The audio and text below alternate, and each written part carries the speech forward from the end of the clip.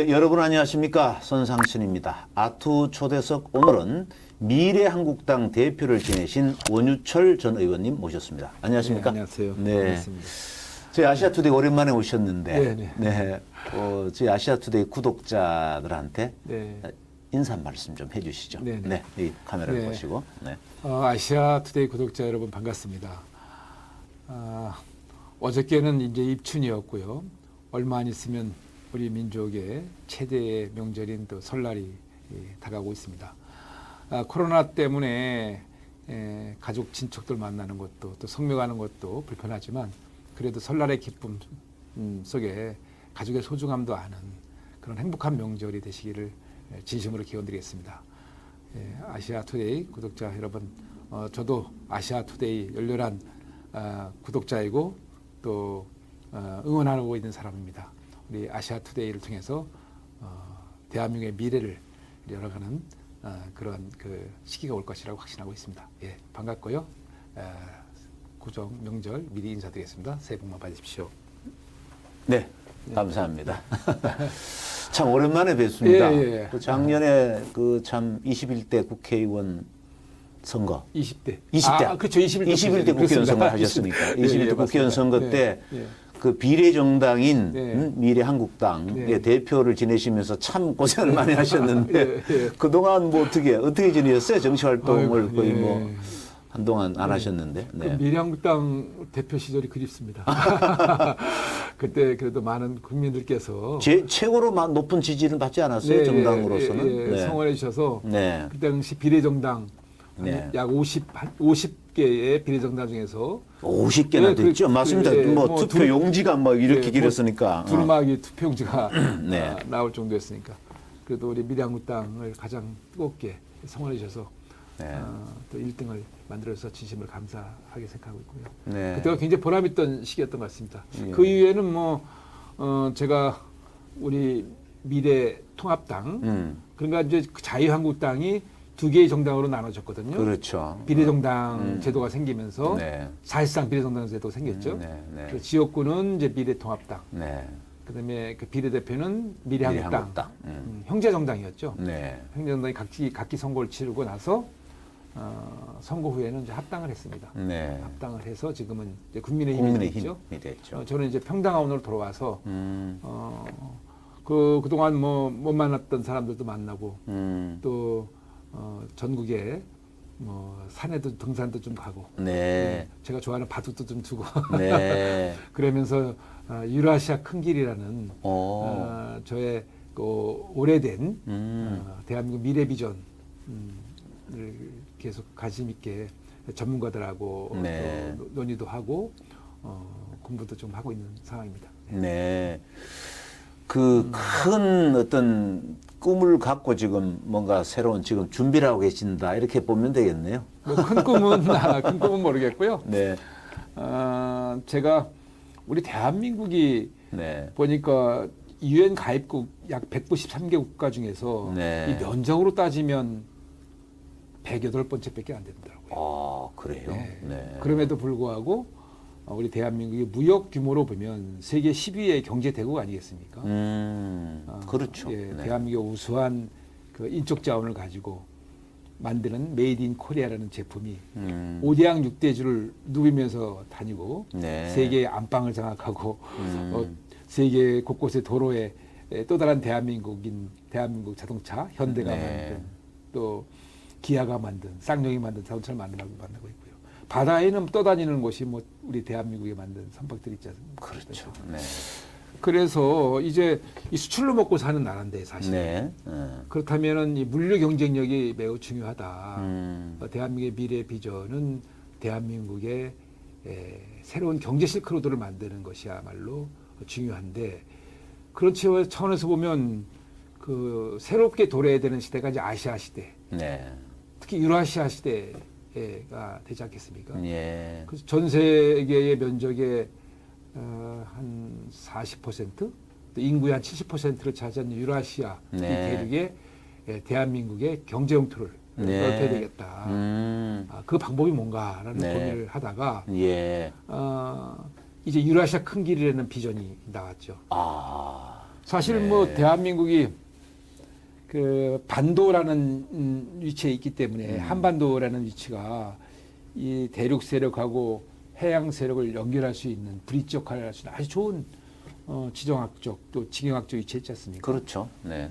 역사적으로 보더라도 로마라는 그 반도 국가가 중세의 세계 중심이 됐듯이 대한민국도 이제 21세기에 아시아 네. 시대가 도래되면 대한민국이 그런 역할을 할 수 있다라는 아하. 생각을 갖고 있는데 불행하게도 네. 이 북한에 가로막혀서 그렇죠. 섬처럼 섬나라가 돼 있죠, 지금 있습니다. 우리가. 네. 그러니까 우리가 뭐 예전에는 이준 열사가 네덜란드 헤이그에 가셨을 때 서울역에서 출발해서 시베리아 횡단철도를 타고 가셨던 거 아니겠습니까? 그렇죠. 지금도 우리 집 뭐 집에서 자동차 끌고 나와서 네. 북한을 거쳐서 중국으로, 몽고로, 러시아로, 유럽으로 달려갈 수 있는데 북한에 벽에 가로막혀서 그렇죠. 아무것도 네. 못 되고 있지 않습니까? 네, 네. 그래서 제가 이제 그러면 이대로 우리가 포기할 수 없다.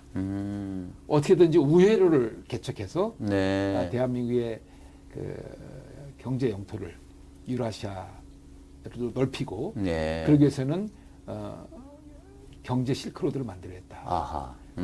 라고 그 경제 실크로드 이름이 유라시아 큰 길입니다.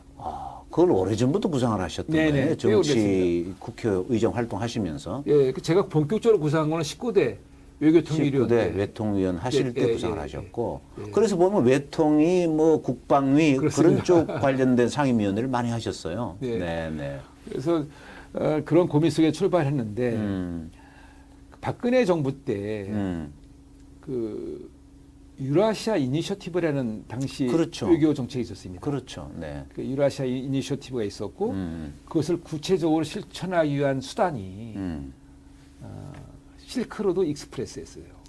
실크로드 익스프레스. 실크로드 익스프레스. 아하. 그게 무슨 뭐냐면 네, 네. 부산에서 이제 기차가 출발해서 동해안을 따라서 네. 올라가는 겁니다. 네.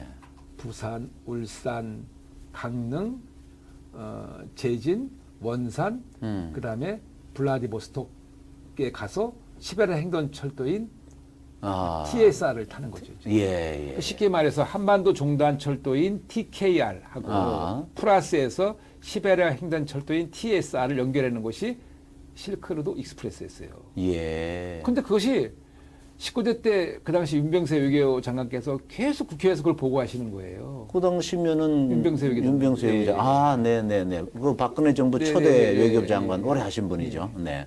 근데 그렇게 되면 얼마나 좋겠습니까? 또 네. 우리가 그렇게 가야 되는 길이고. 근데 현실적으로 이제 북한의 북핵. 예. 북핵 문제 해결이 안 되니까. 국제사회에서 뭐 그걸 동의를 받기 안 어렵죠. 되니까, 현실적으로 그러니까. 네. 되지 않는 얘기를 계속 희망 고문을 하길래 그건 안 된다. 네. 안 되기 때문에 우리가 그 실크로드 익스프레스는 이제 그만하고 네. 북한 핵 문제가 해결되기 전까지는 안 되는 일이니까 우리가 대안을 만들어야 된다. 어허. 그 대안을 제시한 것이 제가 유라시아 큰 길인데 이 북한을 통해서 가는 길이 현실적으로 어려우니까 예. 왼쪽으로는 평택 당진항에서 중국 산동에 있는 연태를 연결해서 네. 중국 대륙철도를 연결하는 TCL을 연결하는 예. 선을 만들고 예. 오른쪽에는 강릉 동해항을 통해서 블라디보스토크로 연결해서 네. 시베리아 횡단철도를 연결하는 네. 길을 만들자. 그러면 이 운송수단은 어떻게 되느냐? 이 운송수단은 열차 페리라는 게 있습니다. 열차 페리. 열차 페리. 열차 페리가 뭐냐면 항공모함에다가 비행기를 실는 거와 마찬가지로 네네. 배에다가 열차를 실는 기차를 실는다. 그런 화물 운송 복합 수단이 있어요. 그래요? 네. 그 열차 페리를 띄워서 일단은 환동해권은 평택 당진항에서 중국 산동 연태를 연결하고 오른쪽에는 열차 페리를 띄워서 동해에서 블라디보스토크로 연결해서 가고 이 기차가 이렇게 유라시아 대륙을 가는 일단 거죠. 거치지 못하니까 우회해서 가는 거죠. 그 1단계입니다. 예. 이게 한중로 열차 페리죠. 이게 한중로 열차 페리. 예. 그 열차 페리가 다니는 동안에 해저 터널을 뚫는 겁니다. 예. 2단계가 해저 터널. 네네. 한중 간의 해저 터널도 뚫고. 한중 해저 터널 뚫고 한일 간에 또 해저 터널 뚫고. 예. 아하. 그래서 대한민국 한반도가 동북아의 실질적인 물류 중심국가가 되면서 유라시아의 대한민국 경제 형태를 확산시키는 길을 만든 거죠.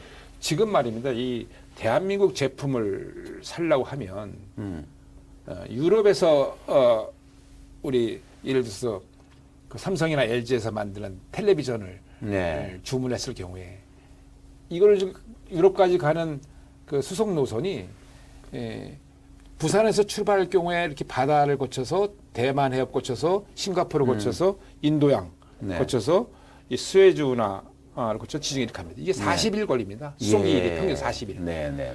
근데 시베리아 횡단철도로 갈 경우는 열흘이면 갑니다. 그래요? 예. 오. 그리고 중국 대륙철도로 TCR을 걷다면 일주일이면 가요. 네. 결국 대한민국은 수출 국가인데 네. 수출로 먹고 사는 물류의 나라인데, 혁신이 그렇죠. 일어났군요. 물류 경쟁력이 국가 경쟁, 대한민국 국가 경쟁력이 네. 해주고 네. 수출에 있어서 굉장히 경쟁력이 강화되는 거죠. 네. 그래서 이 유라시아 큰 길을 통해서 대한민국의 미래 비전을 확실하게 구축하자라는 차원에서 하는 건데요. 그다음에 한중 해저 터널, 한일 해저 터널을 이제 2단계로 뚫는 건데 한중 해저 터널을 뚫고 한일 해저 터널을 뚫어서 그 뚫는 기간 동안에 대한민국의 건설 경기는 다 살아납니다. 그리고 건설뿐만 아니라 앞으로 이를 통해서 가는 뭐 문화 관광 사업부터 네. 시작해서 자동차 뭐 여러 가지 제반 산업들이 다 되살아나기 때문에 무려 일자리도 전문가들의 의견에 따르면 한 410만 개 일자리가 나온다고 합니다. 부가가치가요. 네. 그렇군요. 야, 지금 김종인 국민의힘 비대위원장께서 부산 지역에 방문하셔가지고 한일 해저터널 공약을 얘기를 하셨는데 우리 원유철 의원님 이걸 보고 얘기하신 거 아니에요 혹시? 그걸만 아니실 거고요. 한일 해저터널은 이제 예전에 김대중 대통령, 노무현 대통령도 그걸 뭐 제안도 하시고 그랬대요. 저는 이제 한일 해저터널뿐만 아니라 한중 해저터널까지 해서 한중일이 마치 유럽의 이시로 경제공동체로 결국은 EU라는 유럽 공동체를 만들었듯이 이제 한중일도 과거에 과거사를 극복하고 미래로 가야 되지 않겠냐. 특히 이제 코로나 이후에 이 어려워진 경제에 희망이 사실 아시아로 오고 있습니다. 중국, 인도, 베트남 전부 이 신흥국가, 아시아의 신흥국가들이 이제 세계의 중심으로 우뚝 텐데 그런 미래를 보더라도 이 한중 해저터널, 한일 해저터널 통해서 대한민국의 우수한 여러 가지 인프라들을 또 우수한 제품들을 유라시아에 구축하고 또 수출하고 하는 길을 내야 된다라는 차원에서 유라시아 큰 길을 참 원대한 포부와 계획을 갖고 계시군요. 재미있는 일화를 하나 소개해드릴까요? 네, 말씀하십시오. 네. 제가 19대 외통위 때 그때 이제 이 제안을 했어요. 그때 외교부하고 국토교통부, 해양수산부가 합동으로 제가 정책의장을 할 때 이 정책 토론을 했습니다. 각 부처 장관들 나오셔서 뭐 회의도 참여하시고 축사도 해주고 담당 국장들이 발표도 했어요. 이것이 가능한가 하는가. 그래서 그렇다면 한번 가보자 실제로. 현장을. 현장을. 그래서 이제 우리 대한민국 우리 경기도 평택 당진항에서 출발해서 중국 연태 산 넘어가서 베이징으로 해서 몽고 올란우대로 가서 하바로브스크에서 블라디보스톡 그리고 블라디보스톡에서 배 타고 다시 페리 타고 동해안으로 오는 이거를 해보자. 이렇게 해서 이제는 외교부 유럽국에 예산을 10억을 반영을 해서 한번 가보자. 그래서 여야 정치인들, 그다음에 여기 노선에 있는 지역구 의원들, 또 언론인들, 또 관련 부처 공무원들 함께 마치 신사유람단 구성하듯이 방문단을 만들었어요. 가기로 했어요. 예산 다 반영이 돼서. 그때 이제 외통위의 예산 소위원들이 당시 새누리당 때인데 그 당시 이제 예산 소위원장이 외통위 간사였던 심재권 의원이 소위원장이셨고 우리 새누리당 예산 소위원은 저하고 유승민 의원이 예산 소위원이었고, 예. 그 당시 민주당의 예산 소위원이 현 총리이신 정세균 의원, 그다음에 민주당에는 이해찬 전 대표. 두 분이 이제 예산 소위였어요. 제 제안에 흔쾌히 한번 가보자. 그 대신에 이게 너무 머니까 이게 좀 너무 그렇죠. 루트가 너무 머니까 좀 짧게 한번 가보자. 그래서 평택당 지나서 연태까지는 지금 열차 페리는 없으니까요. 여기서는 그렇죠. 페리 타고 가고 대신에 연태에서 이 천진까지는 열차 페리가 운행되고 있어요. 제가 2015년도에 그 새누리당 정책의장 할 때 연태 시장에 초청으로 가서 소위 말하는 이게 보아이만 바레만이죠. 여기를 제가 탔어요, 그 열차 페리를. 그렇군요. 뭐 배에다 기차를 싣는 열차 페리를 타고서 천지까지 넘어갔는데.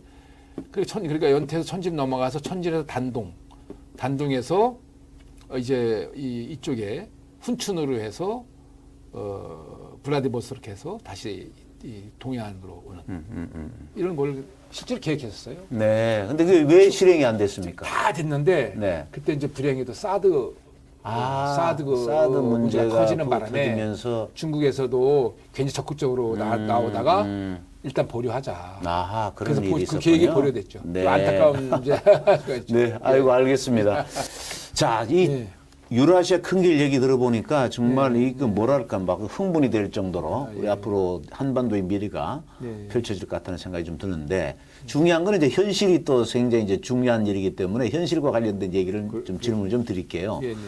그 한일 해저 터널 얘기를 김정일 위원장이 하니까 지금 이제 여당에서는 이제 친일 뭐 프레임으로 지금 또 공박을 하는데 얼마 전에 여당 의원 얘기 들어보니까 오히려 그것은 일본한테 이로운 일이지 대한민국은 뭐 크게 이롭지가 않다 이런 형태로 반박을 했어요. 어떻게 생각하세요, 그거는?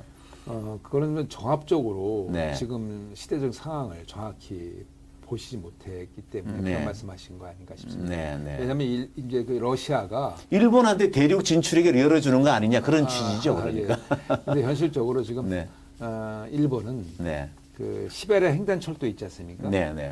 그 러시아의 극동 전략과 맞물려서 일본에서는 뭘 하려고 하냐면 일본이 맨 위에 있는 북쪽 끝에 있는 섬하고 제2의 시베리아 횡단철도를 연결하려고 하고 있습니다, 지금. 그러니까 그 홋카이도 위에 있는 그 섬이 하나 있는데요. 그게 쿠릴열도 있는데 거기에 그 러시아 그 연해주 땅, 이거는 연해주 지역하고 불과 2.3km밖에 안 됩니다. 아주 좁은 그 해협이 있어요. 해협이군요. 거기에다가 지금 기찻길을 놓으려고 합니다. 그래요? 그러면 일본은 오히려 시베리아 TSR, 시베리아 횡단철도하고 일본이 북쪽으로 해서 유럽으로 진출할 수가 있거든요. 그래서 저는 이제 우리 아시아 시대에 대한민국이 물류 중심 국가가 돼서 일본을 활용하고 또 이 중국의 시너지를 만들 위해서라도 한중일 그 해저 터널을 통해서 대한민국이 그런 중심적인 역할을 해야 된다.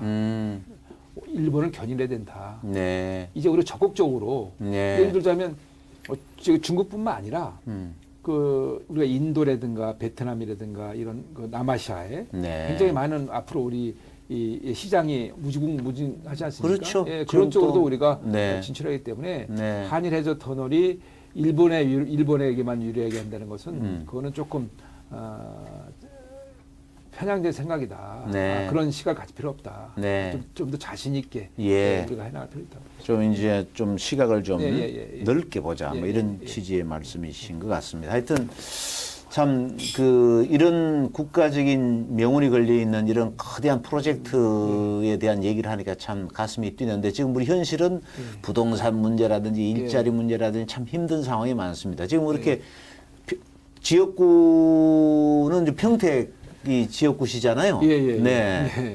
그러면 지금 지구당 위원장, 당협위원장이라고 그러죠. 그건 그만두신 거죠? 저는 이제 미래한국당 대표로 가면서 그 제 지역구는 전 시장이었던 평택시장이었던 그 공재강 시장한테 거기는 이제 지역구 물려주시고 그리고 이제 그 평택 국회의원들의 당선을 위해서 열심히 또 네. 성공했죠. 네네. 평택에서 5선을 하셨잖아요. 네네. 그러니까 뭐 지역구 상황 같은 건 너무나 잘 아실 텐데 그 예. 평택에 지금 미군 기지가 이전해서 그렇죠. 전 세계 아마 최고로 그렇습니다. 예, 기지라고 지금 예. 평가를 받고 있는데 네. 그 미군 기지 조성과 관련해서 우리 원님께서 예. 상당한 역할을 하신 걸로 제가 알고 있는데. 제가 그때 국방위원장 할 때. 그러니까요. 국방위원장 하셨죠. 국방위원장 할 때 그 대한민국에 있는 네. 그 모든 주한미군들이 네. 평택으로 다 집중 재배치됐습니다. 네. 예, 집중 재배치되면서 불필요한 예산도 많이 없애고요.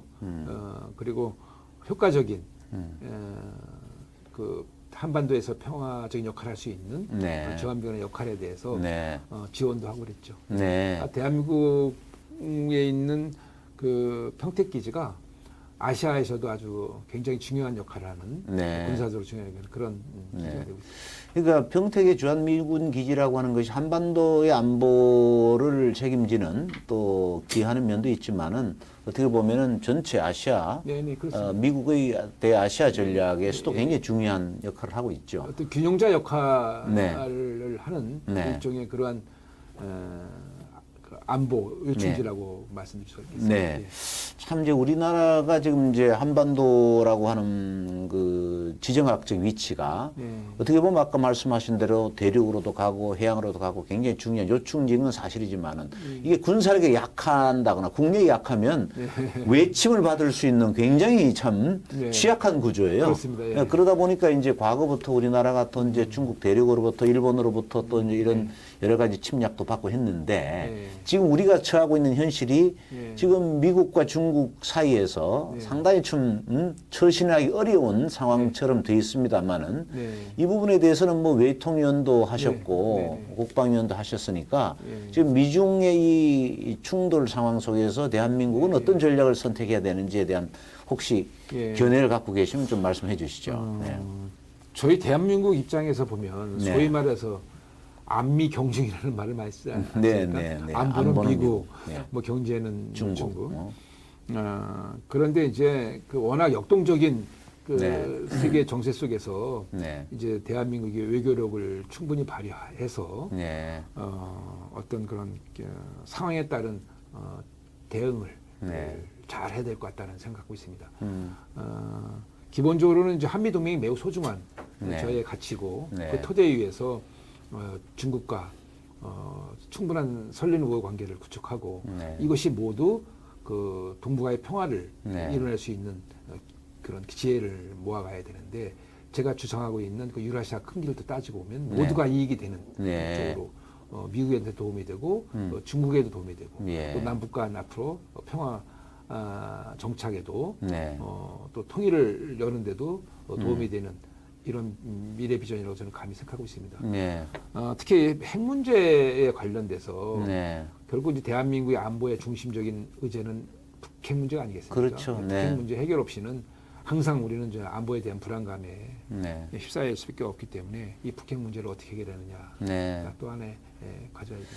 그 2017년도에 방문하셨어요? 북한 미국 트럼프 행정부가 들어서서 예. 방미 특사단으로 가신 데가 맞습니다. 언제시죠? 2016년도입니다. 2016년도인가요? 예, 그때 예. 뭐 특사단으로 가서 뭐 예, 예. 한반도 예. 정세 또 외교 정책 또 북한 핵 문제 관련해서 아마 예. 그 얘기를 당시에 예. 미국의 핵심 관계자들하고 뭐 얘기를 나누신 걸로 알고 있는데 예. 그때 그 뭐 좀 중요하게 소개할 내용 이런 예. 게 좀 있으신지요? 저는 2010년도에 국회 국방위원장을 할 때 네, 네. 우리도 북핵 위협에 맞서서 네, 네. 자위권 차원에서도 우리도 핵을 가져야 된다라는 네. 주장을 하기 시작했고요. 아, 핵을 가져야 된다라고 주장을 하셨군요. 네, 국방위원장 때요. 네, 네. 뭐 2016년 2월 때 원내대표 할 때는 네. 교섭단체 대표 연설에서 직접 제가 네. 북한 핵 위협이 너무 현실로 다가왔기 때문에 네, 네. 우리 한미 간에 미국의 해구산이 굉장히 소중하고 중요하지만 네. 우리가 비가 올 때마다 옆집에 가서 우산을 빌려 올 수 없듯이 네. 우리도 자위권 차원에서 이제 북핵 위협에 맞서서 네. 우리도 핵을 평화의 핵을 가질 때가 왔다라고 주장을 했었습니다. 예, 예. 그 생각이 지금도 변함이 없으신가요? 그렇습니다. 네. 저는 이제 핵 문제만큼은 네. 그 핵을 억제할 수 있는 핵의 위협을 억제할 수 있는 것은 핵밖에 없습니다. 네, 그리고 일종의 공포의 균형이죠. 네. 그 유명한 그 헨리 키신저 국무장관이 하신 말씀이 이웃 국가가 핵을 가졌을 때 같이 핵을 갖는 것이야말로 가장 강력한 상호 불가침 조약을 맺는 거다라고 얘기를 하셨어요. 헨리 키신저. 또 한스 모게스라는 뭐 유명한 국제 정치학자는 핵을 가진 국가와 핵이 없는 국가가 전쟁이 발발할 경우에는 핵이 없는 국가가 선택할 수 있는 것은 두 가지밖에 없다. 첫 번째는 무조건 항복하든지 또 하나는 싸우다 죽든지. 그런데 이미 이제 북한은 2017년 말에 핵무력을 완성했습니다. 사실상 핵 보유국이 됐다고 봐야 된다. 그래서 2017년에 핵무력을 완성해서 11월 달에 그 여러 종류의 그 저 미사일, 뭐 저 ICBM, SLBM 포함해서 핵무력을 완성했고 그 김정은 위원장이 김정은이 선포했지 않습니까? 그리고 2018년부터 미국과 협상에 나선 겁니다. 이미 핵무력을 완성한 다음에. 저는 그렇기 때문에 그런 핵 폐기 협상은 이제 의미가 없다 이렇게 봐야 됩니까? 저는 그래서 2016년에 지금 질문 주신 거에 대해서 말씀드리면 2016년에 제가 그 새누리당 다시 집권당의 방미 특사단장으로 갔었을 경우에는 그 당시 같이 갔던 의원님들 조금 소개시켜드리면 그때 한미 현안이 그때 뭐였냐면 북핵 문제 첫 번째가 두 번째는 한미 FTA 세 번째는 주한미군 주둔 비용 문제 지금이랑 거의 비슷합니다. 비슷하네요. 4년 전이라서 트럼프 행정부가 출범하면서 아메리카 퍼스트라고 하면서 미국의 입장만 자꾸만 강조하길래 이 동맹 관계에 있어서 우리 대한민국의 입장을 전달해야 되겠다.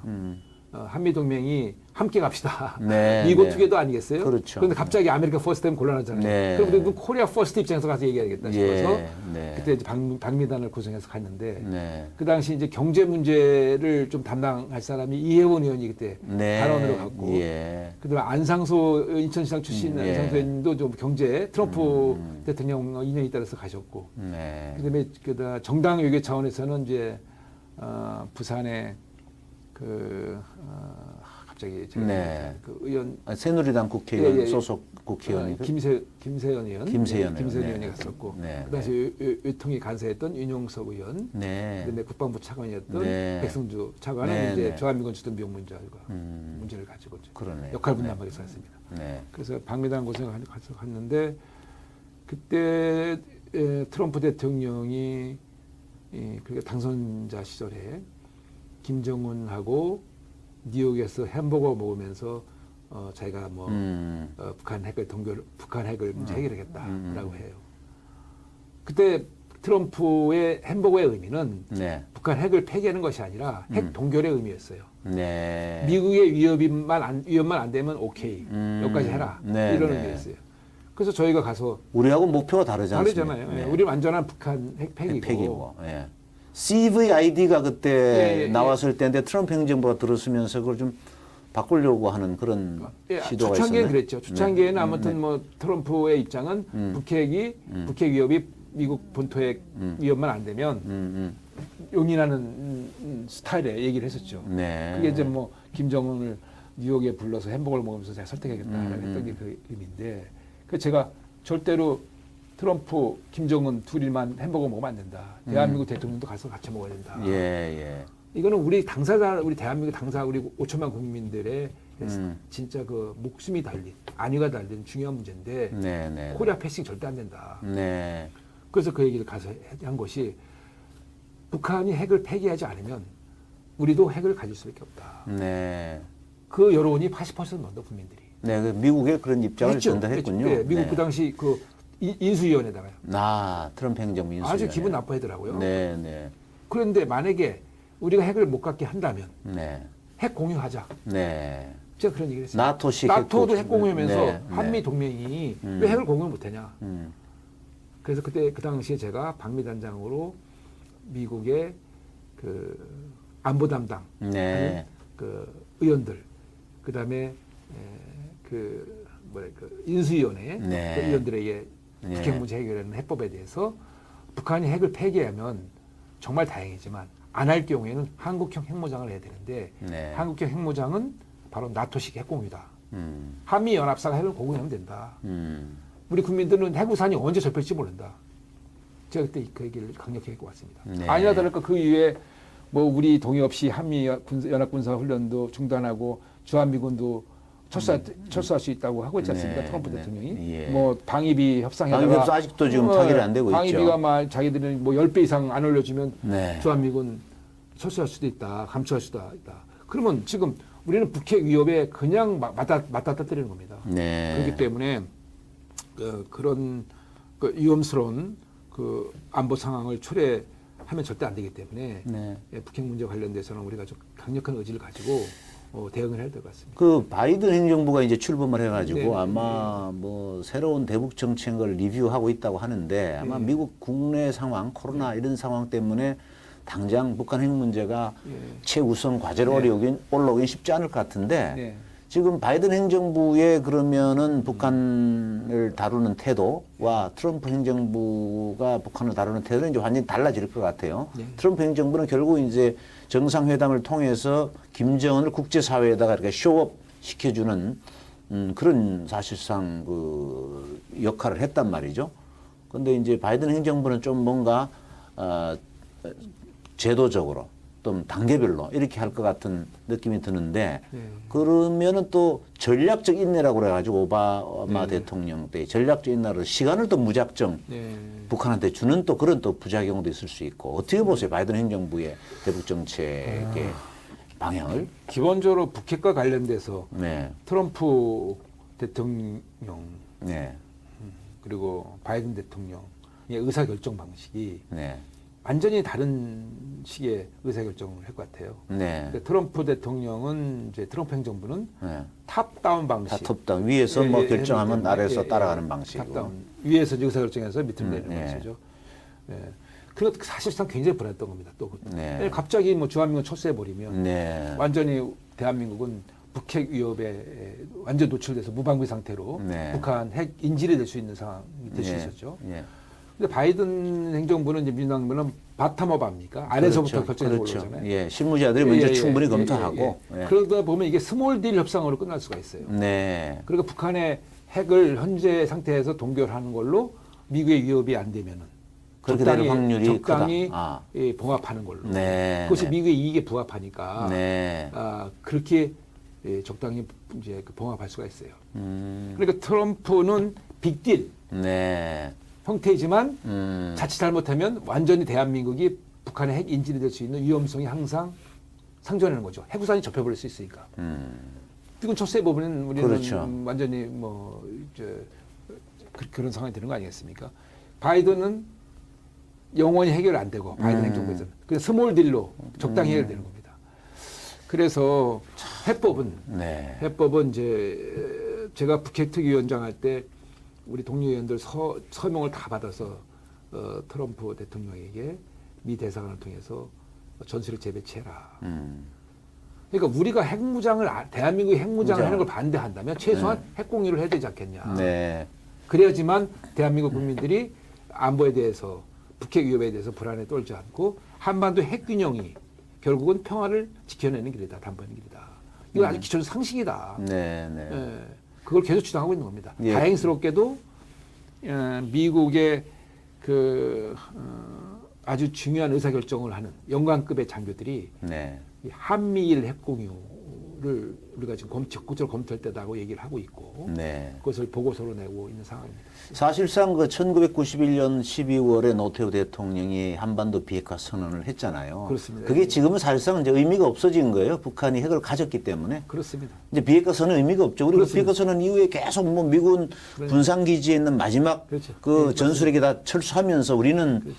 남한에는 이제 주한미군의 핵이 없는데 그렇습니다. 북한은 핵무장을 해버렸으면 이제 그렇습니다. 우리도 뭔가 상호 예. 균형 대칭이 될 수 있는 무기를 가져야 되는 건 사실이죠. 그게 핵 그렇습니다. 보유가 안 되면 예. 전술 핵이라도 다시 들어와야 된다. 이 주장을 그렇습니다. 계속 하시는 거죠. 그러니까 네, 네. 북한이 핵을 내려놓던지 네. 우리가 핵을 갖던지 네. 한반도 핵균형을 통해서 네. 도발을 억제하고 네. 한반도 평화를 정착시켜내는 방법이 유일한 길이다. 네. 그렇다면 이 대한민국이 자체적으로 핵무장을 국제사회가 반대한다면 네. 사실은 NPT 조항 보면 10조에 보면 있어요. 그 비상사태에는 탈퇴하고 개발할 수가 있습니다. 네, 다 네. 지금 뭐 파키스탄, 뭐 인도, 사실상 핵보유이 됐죠. 그렇게 하면서 뭐. 했던 게 많잖아요. 네, 북한도 네. 그렇고 네. 자기들이 개발하는 명분으로 대한민국도 뭐 그런 능력도 있고 맘만 먹으면 대한민국은 뭐 6개월이면 만들 수 있는 능력이 있으니까. 네. 아, 주변국들이 이제 그래도 국제사회 만약에 일본이나 중국이 예, 이제 반대하겠죠. 반대를 한다면 미국이 뭐 제일 먼저 반대할 예, 테고. 예. 예. 그렇다면 북한의 핵 위협이 상존하고 있고 저렇게 최근에 서해상에서 우리 공무원들을 사살하고 하는 것도 다 믿는 그 뒷배가 있기 때문에 저는 2010년도에 연평도에 우리 그 저 시민들에게 포격. 저 연평도 포격을 할 때 그런 생각을 했어요. 야, 저 북한 저 친구들이 그래도 믿는 핵과 미사일 뒷배가 있으니까 저렇게 마음대로 말이야 우리를 유린하는구나. 아, 우리도 강력한 거기에 맞습니다. 대응책을 갖지 않으면 앞으로 여러 가지 유동적인 상황 속에서 잘못하면 완전히 북한의 그 핵 인질될 수 있다는 생각이 끔찍하더라고요. 사실은 억지력을 갖는 게 중요하거든요. 그렇습니다. 감히 덤비지 못할 정도의 억지력을 갖고 있어야 되는데 그래서 우리가 지금 억지력을 상실하는 상황으로 계속 가는 거죠. 그렇습니다. 어, 결단을 내릴 때가 네. 됐습니다. 알겠습니다. 이거 뭐 북한 핵 문제 외교 얘기하니까 시간이 너무 많이 갔는데 이제 우리 뭐 최근에 있는 한국 정치 얘기 좀 하고 마무리를 하죠. 서울시장, 부산시장 보궐선거에서는 이제 우리 원 의원님 어떻게 관전은 어떻게 하고 계세요 지금? 지금 뭐 국민의힘에서 지금 그 절차적으로 또 잘 진행을 하고 있다. 네. 제가 보고 있어요. 네. 결국은 이제 선거는 구도가 문제인데 네, 단일화 이게 이제 서울 같은 경우는 그렇습니다. 단일화죠. 야권 단일화가 굉장히 중요하죠. 네, 네. 예. 그 지금 이 문재인 정부의 네. 그 폭정을 견제하고 실정을 막아내는 쪽으로 가야 되고 내년에 정권 교체를 하기 위해서는 반드시 네. 서울시장, 부산시장을 이겨야 되는데 그 방법에 있어서는 새로운 정권의 탄생을 기다리는 많은 국민들의 마음을 하나로 모으는 게 중요하지 않습니까? 네. 결국 야권 단일화지 않습니까? 그런 차원에서 보면 일단 뭐 안철수 의원과 금태섭 의원의 1차적인 단일화 그 위해서 이제 국민의힘 후보와의 2차적인 마지막 단일화. 단일화. 이 단계적인 단일화를 통해서 시너지를 모아가는 방식이 저는 매우 긍정적이다 이렇게 단일화가 평가하고 핵심인데 그걸 긍정적으로 보고 있다 예, 이것이죠. 예, 그렇습니다. 단일화가 된다고 보시는 거죠? 저는 이 시민과 국민들의 네. 그 압력 속에 네. 안 할 도리가 없다. 네. 이렇게 보고 있습니다. 그거 안 하면 그 정당이든 그 후보든 설 자리가 없다 이렇게 보고 있습니다. 네, 알겠습니다. 자, 이제 그 우리 원 의원님께서 앞으로 이제 포부라든지 또 내년 대선이 있으니까 어떤 역할을 하실 것인지 각오를 말씀하시는 것으로 오늘 시간을 마치도록 하시죠. 네. 이게 뭐 저는 그 분에 넘치게 평택 시민들의 과분한 사랑을 받아서 그 오선 의원까지 했습니다. 또 새누리당 원내대표도 하고 미래한국당의 당대표로 총선에 임하기도 했는데요. 지금 코로나로 인해서 많은 국민들이 너무나 힘들어하고 계십니다. 이 코로나 이후에 대한민국의 경제, 안보는 어떻게 살려나갈 것인가를 정치, 지금은 현역에서 뒤로 물러서 있지만 그래도 전문가들의 많은 그 지도와 또 동료 의원들과의 많은 소통을 통해서 대한민국의 미래 비전을 계속 찾아 나가는데 집중할 생각입니다. 예, 감사합니다. 네, 오늘 미래한국당 대표를 지내신 원유철 전 의원과 함께 여러 가지 국정 현안과 또 북한 핵 문제 그리고 또 유라시아 큰 길과 관련 얘기를 나눠봤습니다. 모쪼록 앞으로 더욱더 건승하시기 바랍니다. 네, 알겠습니다. 네, 감사합니다.